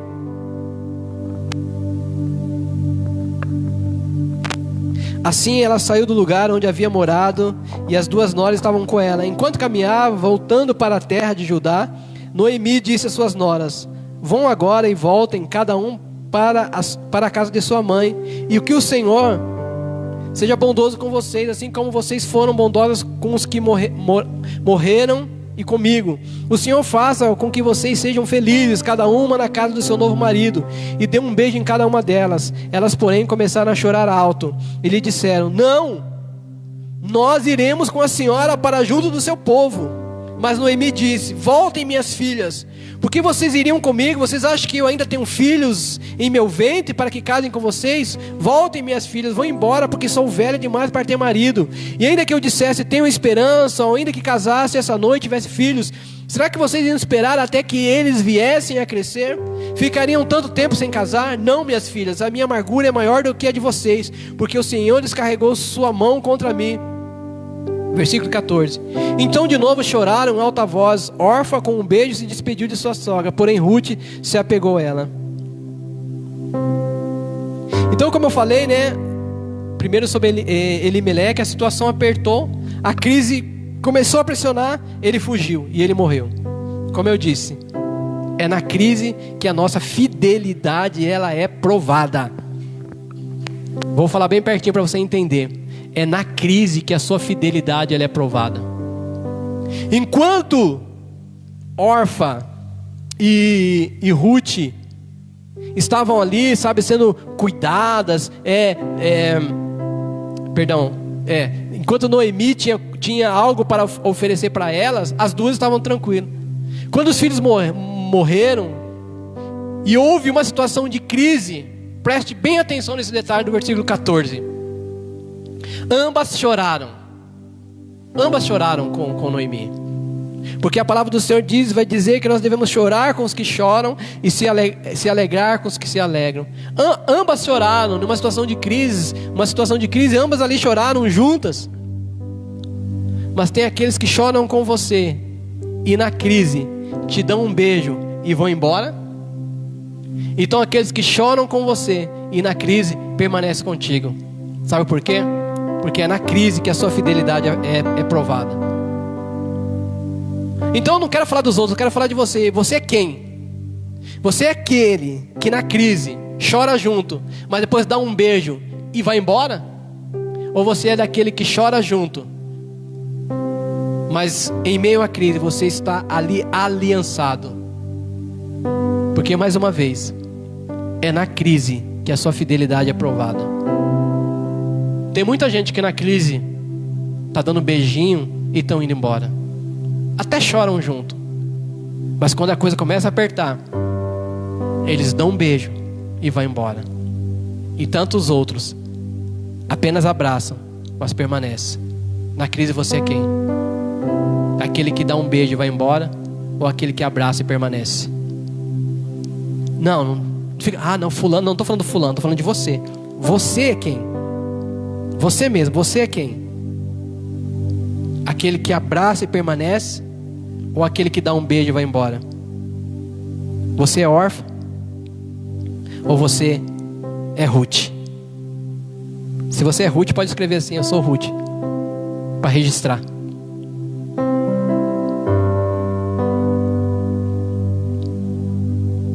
Provérbios 25:19 vai falar assim, olha: como dente quebrado e pé sem firmeza, assim é a confiança em uma pessoa desleal em tempo de angústia. Forte isso, né? Eu vou ler de novo. Como dente quebrado e pé sem firmeza, assim é a confiança numa pessoa desleal em tempo de angústia. A pessoa desleal em tempo de angústia, o salmista aqui, né, aquele que o sábio está dizendo aqui que ele é semelhante àquele pé sem firmeza, aquele que está com o dente quebrado. Já tentou comer alguma coisa com o dente quebrado? Já tentou andar sem firmeza nos pés? Está falando aqui que assim é a confiança numa pessoa desleal, ou seja, não tem firmeza nenhuma. E sabe, nessa crise Deus tem evidenciado muitas Ruths. As Ruths não, perdão, as órfãs. Porque é na crise que as órfãs aparecem, pastor Alessandro. É na crise que as órfãs aparecem. É na crise que as órfãs aparecem. Elas choram até com você, mas quando ela começou a apertar mesmo, ela te dá um beijinho e vai embora. Ela vai embora. E em meio à crise, é lamentável dizer que as muitas órfãs vão embora. Só que, graças a Deus que a gente pode contar com as poucas Ruths. E isso é tão evidente. Isso é tão evidente que tem outro texto, 1 Samuel capítulo 30, não vou ler. Mas 1 Samuel capítulo 30, você vai ver que os valentes de Davi, aquelas pessoas que andavam com Davi, que estavam lado a lado com Davi, houve uma crise, que foi a ferida, de fato, a lealdade deles. A Bíblia fala que quando eles chegaram lá no lugar onde eles estavam estabelecidos, em Ziclag, o inimigo havia saqueado eles, roubado eles, queimado, levado as suas esposas, os seus filhos, os seus bens. Aí a Bíblia vai falar que aqueles amigos de Davi, aquelas pessoas que andavam com Davi, eles começaram a desejar, querer apedrejar Davi. Ei, querido, na crise tem muita gente que adora tirar uma pedra. É na crise que nós aferimos a lealdade, é na crise que nós aferimos o verdadeiro caráter. A Bíblia vai falar que Davi, ele chorou, os homens também choraram. Mas preste bem atenção, enquanto Davi, ele chorou, se reanimou no Senhor e buscou o Senhor, os outros, eles choraram e começaram a querer atirar pedra. Qual é você? Quem é você nesse contexto? Aqueles que choram, mas que se reanimam no Senhor, no tempo de crise, querendo buscar as soluções em Jesus? Ou é aquele que sai tirando pedra em todo mundo, em todo lugar, em qualquer pessoa? É uma verdadeira metralhadora de disparar pedras das pessoas. Quem é você? E eram pessoas que estavam ali lado a lado com Davi, mas a crise ela espremeu eles para extrair a verdade, aquilo que estava dentro deles. E o que estava dentro deles não era talvez uma lealdade a Davi, porque eles queriam culpar Davi, mas Davi não tinha culpa de nada. Porque Davi, ele estava na mesma posição que eles estava no mesmo lugar que eles estavam na mesma direção que eles, sofrendo a mesma consequência que eles. Mas sempre é mais fácil atirar pedra do que se reanimar no Senhor, para os naturais. Se você adora tirar pedra, é que você é natural. Se na crise você é aquele que começa a disparar, sabe? Meter o pau, falar mal, atirar pedra, detonar, é porque você é natural. Porque Davi, ele chorou, ele se reanimou no Senhor, ele buscou forças no Senhor, ele mandou trazer a estola sacerdotal e foi consultar a Deus: o que eu devo fazer? Para de ficar tirando pedra, querido. Em meio à crise, e isso é tão, trazendo para a nossa realidade, é tão simples de nós fazermos uma analogia. Vamos lá, quando começa a crise no relacionamento, vamos lá falar um pouco sobre isso. Quando começa a crise no namoro, a crise no noivado, a crise no casamento, onde você se enquadra? Você é aquele que chora, mas que se reanima no Senhor, busca força em Deus para o Senhor, o que eu devo fazer? Ou você é aquele que quer tacar pedra, quer enfiar a faca, quer dar uma paulada? Quem é você? É na crise, queridos. É na crise que nosso caráter é exposto. Então você que fica, o namorado tá, mo daqui, mo dali, mo dali. Você só vai saber o mo de verdade na crise. Aí você vai saber de fato quem é o mo, é na crise. Porque nós como pastor, nós temos visto muitos casamentos, era mo, dá até nojo. Tanto mo. Mas quando casa, as crises começam a aflorar. Aí começa a ver que o mo não era tão mo.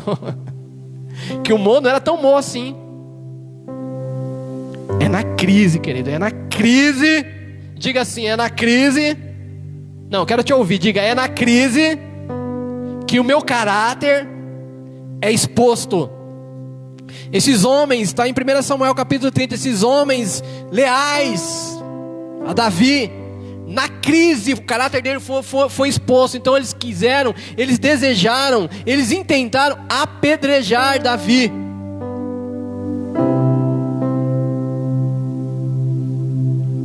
Então durante a crise vai ter aqueles que querem arrumar um culpado e jogar pedras, ou vai ter aqueles que vão se reanimar no Senhor. Quem é você?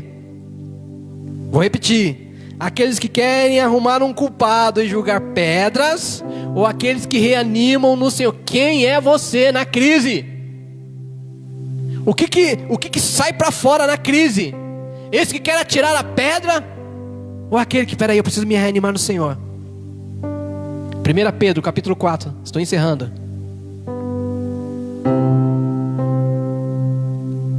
1 Pedro capítulo 4.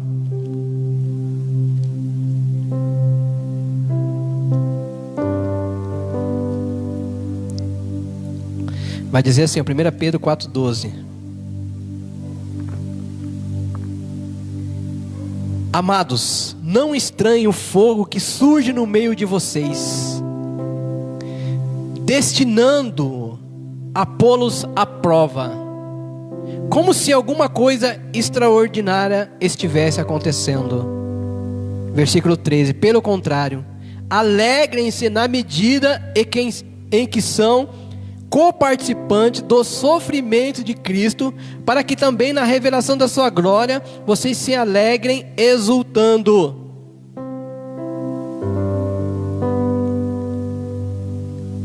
Fala para quem está do seu lado aí, fala para ele: olha, quando você está em crise, se alegra no Senhor. Amém? Não estranhe o fogo que surge no meio de vocês, destinado a pô-los à prova. Não estranha, querido. É Deus testando você. É Deus te habilitando, é Deus te forjando. É Deus te habilitando, Deus te forjando. Sabe por quê? Porque na crise Deus, Ele nos tira. Você quer ficar ali no seu lugarzinho confortável, mas Deus sabe, Ele vai te desafiando. E às vezes Ele usa a sua mulher. Deus é especialista em usar a sua mulher. Deus é especialista em usar a sua mulher para tirar você do lugar, sabe? Seu lugar de conforto. Quando elas usam aquelas palavras doces, aquelas palavras, quando elas são usadas por Deus, você sabe o que eu estou dizendo. Quando ela começa a liberar aquelas palavras carinhosas, aquelas palavras de incentivo. Olha o que o texto diz: não estranhe o fogo que surge no meio de vocês, destinado a pô-la à prova. Deus quer nos tirar do lugar de comodidade. Diga assim: Deus, no meio da crise, quer me tirar do lugar de comodidade. Mais um texto, Amós. Abre aí a tua Bíblia em Amós. É fantástico isso em Amós.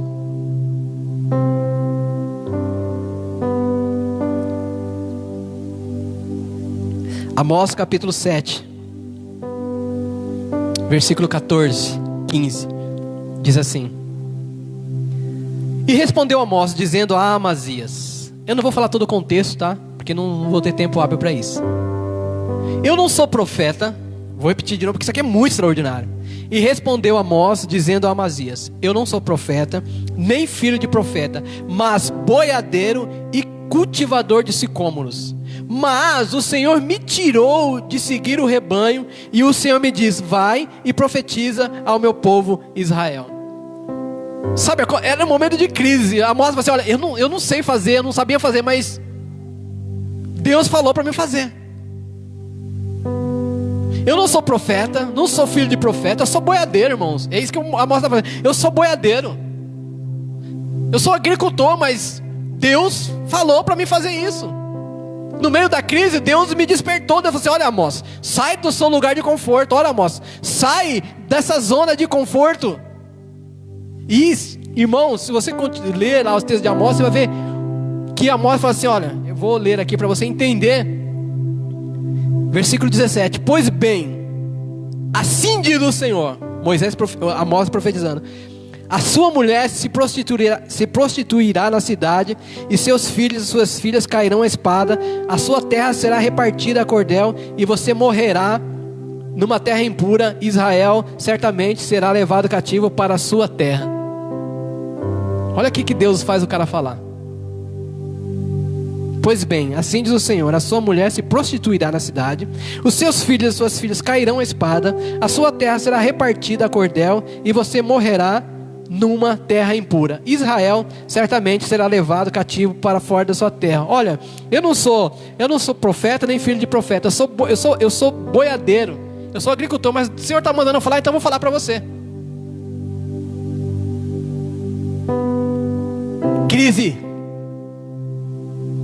Crise, o Senhor nos desafia a sairmos da nossa zona de conforto. Crise, o Senhor, Ele quer expor, Ele quer, extrair as nossas vergonhas. Crise, o Senhor quer expor o nosso caráter. Crise, o Senhor quer nos expor na vitrine, mostrando de fato quem nós somos, quem você é. Crise. A crise nos desafia, o Senhor nos desafia, olha, a passar pelo fogo, a passar pela água, os inimigos cavalgar para nossas cabeças, nós cairmos em armadilha, mas no final o Senhor nos leva a um lugar de refrigério. Ou seja, a crise vai passar. Você pode falar um amém por isso? A crise vai passar. A crise vai passar. Finalizando, Isaías capítulo de número 7.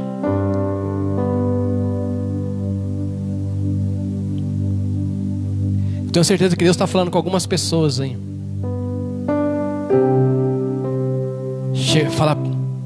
Fala para ele assim: ó, chegou a Páscoa na sua vida. Páscoa é mudança.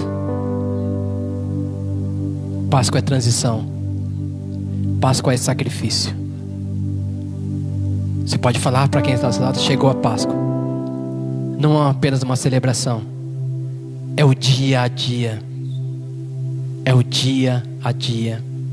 Isaías capítulo 7 versículo 1 fala assim: nos dias em que Acás, filho de Jotão, filho de Uzias, era rei de Judá, Rezim, rei da Síria, e Peca, filho de Ramalias, rei de Israel, subiram a Jerusalém para lutar contra ela, mas não conseguiram conquistá-la. Versículo 2: quando informaram a casa de Davi que a Síria estava aliada com Efraim, o coração de Acás e o coração do seu povo ficaram agitados. Ou seja, quando chegou a crise, o coração de Acás e o coração do povo ficou agitado, como se agitam as árvores do bosque com o vento. Eles ficaram agitados, a crise veio, eles ficaram agitados. Olha que comparação que a Bíblia fala: como as árvores agitadas pelo vento num bosque. Então o Senhor disse a Isaías: vá agora com seu filho Jazube encontrar-se com Acás, que está na outra extremidade do arqueduto do tanque superior, junto ao caminho do campo do lavandeiro.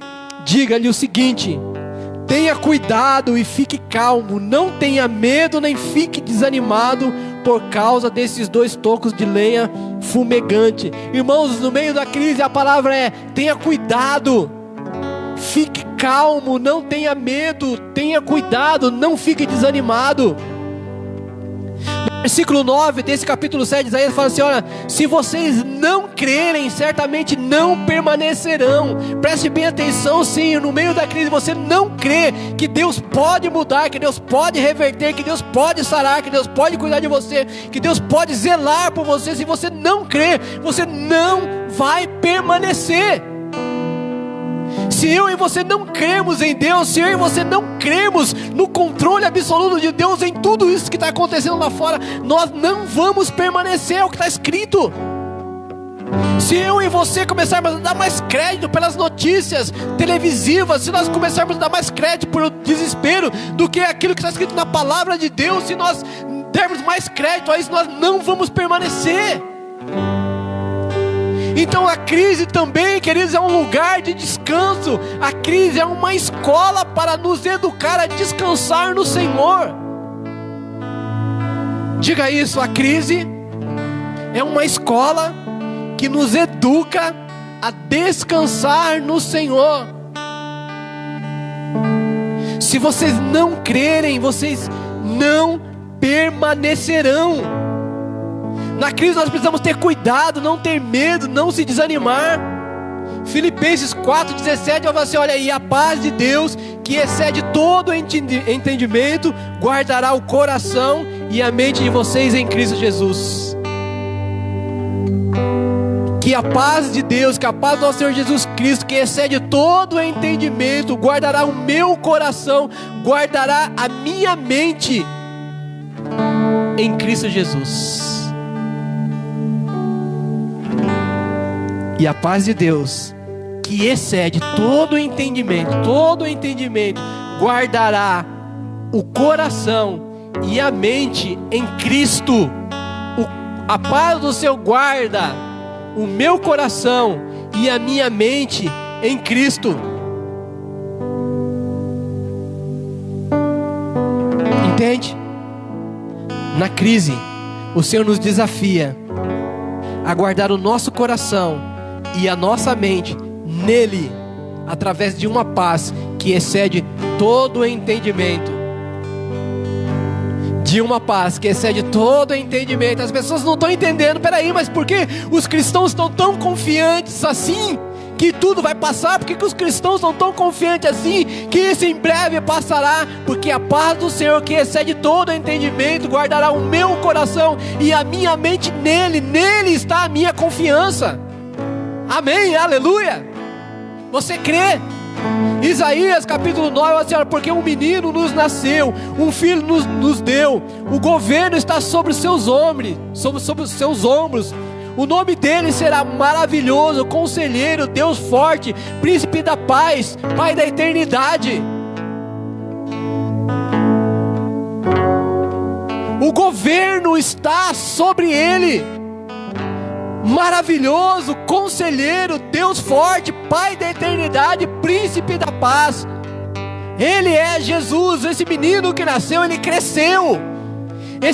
Esse menino que Isaías 9 profetiza, esse menino cresceu, esse menino ele viveu um propósito, esse menino viveu os desígnios de Deus, ele sofreu, ele morreu, mas ao terceiro dia ele ressuscitou. Mas uma coisa não mudou, o governo continua sobre os ombros dele. O governo continua sobre os ombros dele. Ele tem o controle inefável, inexplicável, absoluto de todas as coisas. Ele é o príncipe da paz. Então quando o texto fala que a paz do Senhor excede todo entendimento, então ele fala assim, olha aqui, a pessoa de Cristo em mim, ela faz com que o meu coração e que minha mente seja tão conectado nele, tão guardado nele, tão confiante nele, que não vai me abalar.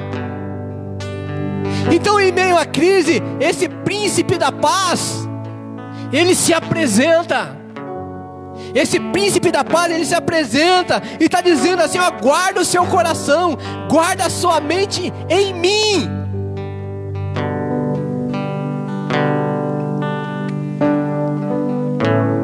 Crise é uma escola de descansar no Senhor.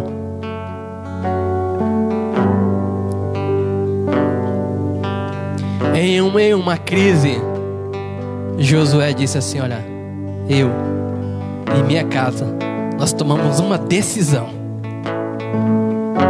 Eu e minha casa, não importa o que está acontecendo lá fora, nós tomamos uma decisão. Nós estabelecemos uma verdade absoluta, imutável. Eu e a minha casa serviremos ao Senhor. Eu e minha casa decidimos, nós vamos viver a Páscoa no dia a dia. Não vamos apenas celebrar por uma semana, por um momento, mas nós vamos materializar trazer essa realidade de Cristo, essa morte e ressurreição de Cristo, trazer esse poder de ressurreição de Cristo para a minha vida, para a minha família, porque o governo está sobre os ombros dele, diz Isaías 9. Que a paz do Senhor, que excede todo entendimento, guarda o seu coração e a sua mente nele, em nome de Jesus. Você pode dizer um amém? Você pode dizer um amém? Você pode dar palminha, você pode colocar um coraçãozinho, você pode colocar fogo aí. O governo está na pessoa de Jesus. Então, querido, vou falar uma coisa. Para que você vai se desesperar se o governo está na mão do Pai? Para que nós vamos nos desesperar se o governo absoluto de tudo está nas mãos dele?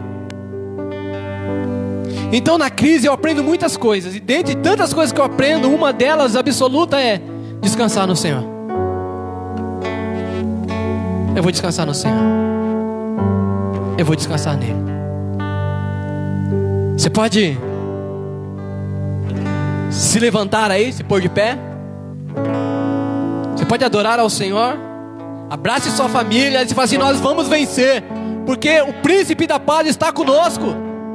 Nós vamos superar as dificuldades. Você empresário, você comerciante, você profissional liberal, você que está em casa, fica tranquilo, o príncipe da paz está governando a sua vida. Não se desespere.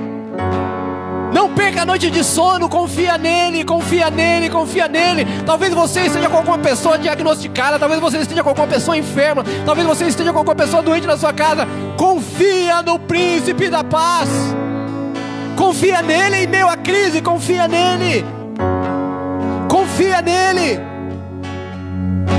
Maravilhoso, conselheiro, Deus forte, Pai da eternidade, príncipe da paz, o governo está sobre ele. Um menino vos deu, mas esse menino cresceu e hoje ele vive. Hoje ele vive. Vamos adorar ao Senhor.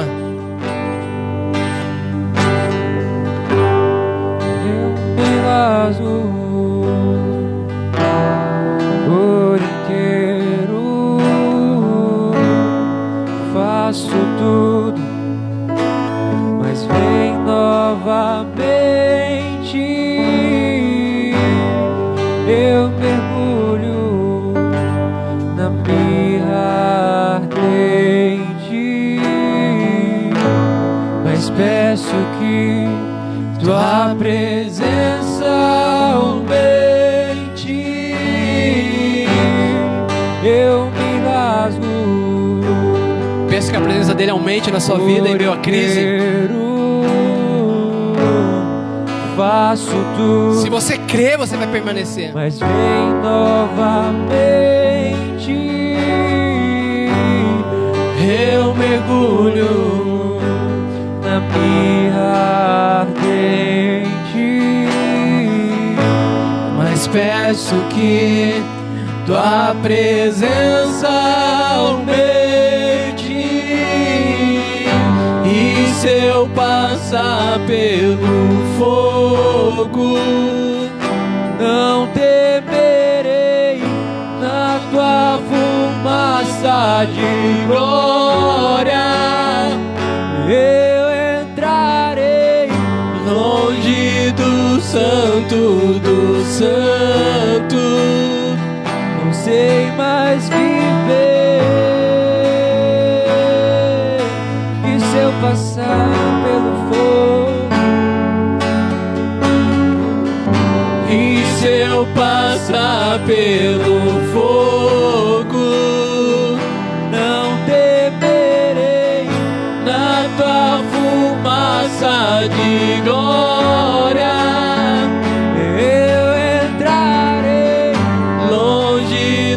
Santo dos santos, não sei mais viver.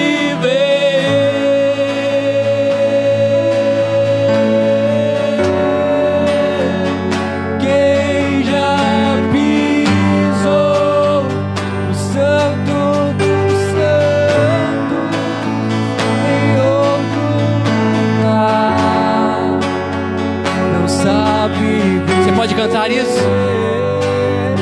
E onde estiver, você e ele, você e Deus, a sua família e o Senhor, adore Ele, adore a Ele. A glória de Deus, sem vergonha, irmãos, adore ao Senhor, adore ao Príncipe da Paz. Quem já pisou no Santo dos santos em outro lugar, não sabe viver. E onde estiver, clamar pela glória, a glória de Deus. Abraça sua família aí, vamos orar. Abraça sua família, abraça sua família.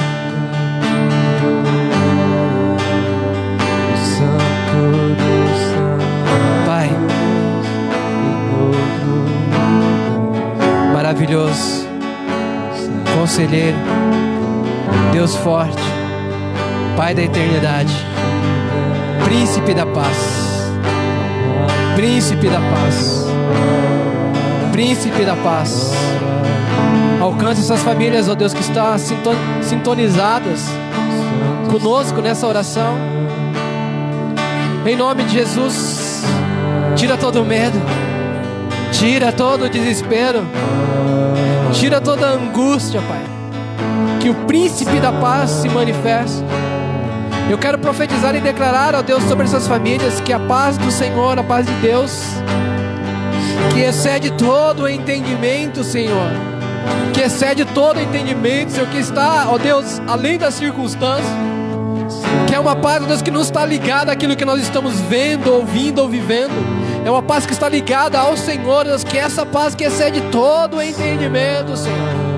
Possa guardar, ó Deus, o coração dos teus filhos, ó Deus, os corações dos teus filhos e as mentes, ó Deus, cativos ao Senhor, ó Pai. Em nome de Jesus, ó Deus, enxuga agora toda lágrima de desespero, Senhor. Em nome de Jesus, e manifeste a sua paz. Manifeste a sua paz. Manifeste a sua paz. Será que você pode declarar que Ele é santo? Ele é santo. Santo.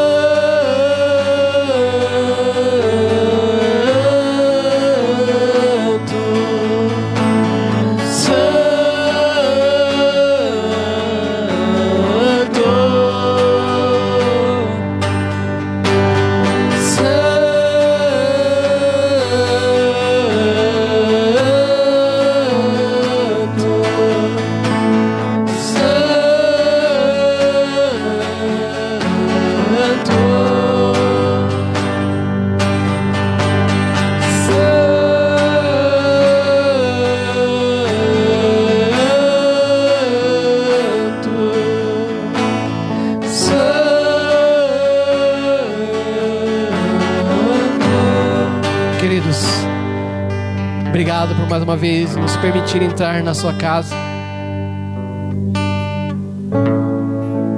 Fica firme. As crises passam e Jesus permanece. Você vai ver que quando Jesus morreu, por mais que ele havia dito para os discípulos que ele ressuscitaria ao terceiro dia, houve ali medo, pânico, desespero. Mas tudo isso passou. E o que permaneceu foi aquilo que Ele disse.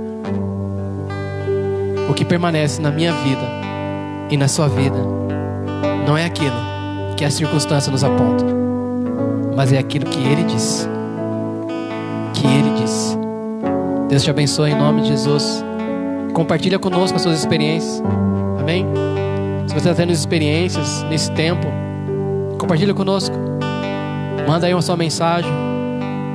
Você que é filhos da casa, não deixe de dizimar e ofertar. Nós estamos aqui também atravessando um período de Páscoa, de passagem. Nós estamos atravessando o mar, indo para um lugar que Deus tem nos direcionado. E você faz parte disso. Deus te abençoe. Dê um abraço bem forte na sua família. Seja um instrumento de paz. Seja um instrumento de mansidão em meio à crise. Eu te abençoo em nome de Jesus. Que o grande amor de Deus, a graça do nosso Senhor Jesus Cristo e as ricas consolações do Santo Espírito esteja contigo, não apenas hoje, mas para todo sempre. E a igreja que crê em Deus, mesmo em meio à crise, diz: Deus te abençoe.